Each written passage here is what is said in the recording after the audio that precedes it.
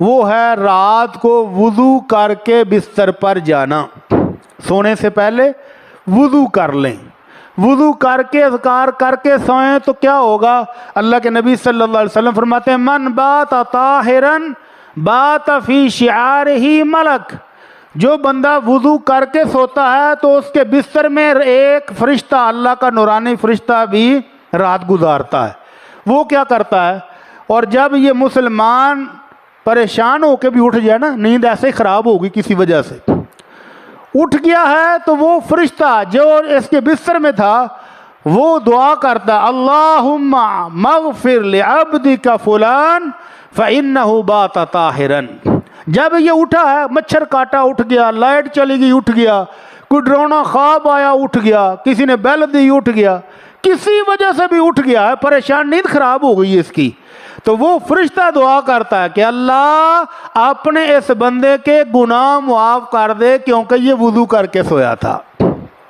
نیند خراب ہوئی ہلکی سی اور اللہ کے نورانی فرشتے کی دعا مل گئی. لیکن ملے گی کس کو؟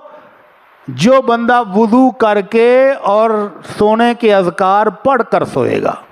آیت الکرسی پڑھیں, سورہ ملک پڑھیں, تینوں کول پڑھیں اور پھر سو جائیں.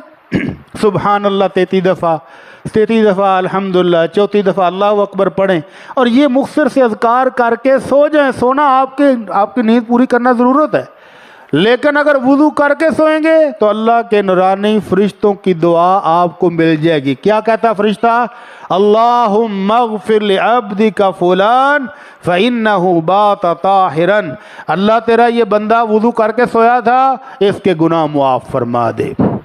اور اللہ کے نبی صلی اللہ علیہ وسلم فرماتے ہیں من یتعار من اللیل, جو بندہ رات کو کسی وجہ سے بھی اس کی آنکھ کھل گئی, نیند خراب ہو گئی ہے, اور وہ فوراً پڑھے لا الہ الا اللہ وحدہ لا شریک لہ لہ الملک ولہ الحمد وہو علی کل شیء قدیر. یہ کلمہ تو آپ نے بے شمار مرتبہ پڑھا سنا ہے.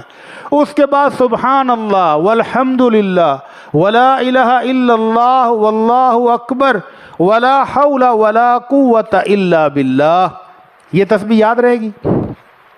یہ پڑھنے کے بعد اللہ کے نبی صلی اللہ علیہ وسلم فرماتے ہیں بندہ جو دعا بھی مانگے اللہ قبول کر لیتا ہے. وَإِن تَوَضَّعَ وَصَلَّى قُبِلَتْ صَلَاتُهُ. اور اگر ہمت کر کے اٹھ تو گیا ہی ہے, اٹھے وضو کرے اور 2 رکعت نماز پڑھ لے تو اللہ اس کی وہ نماز بھی قبول کر لیتا ہے. گارنٹی کس کی ہے؟ آمنہ کے لال محمد الرسول اللہ صلی اللہ علیہ وسلم کی. ابھی باقی نمازیں جو ہم پڑھی ہیں وہ پتہ نہیں قبول ہوئی ہے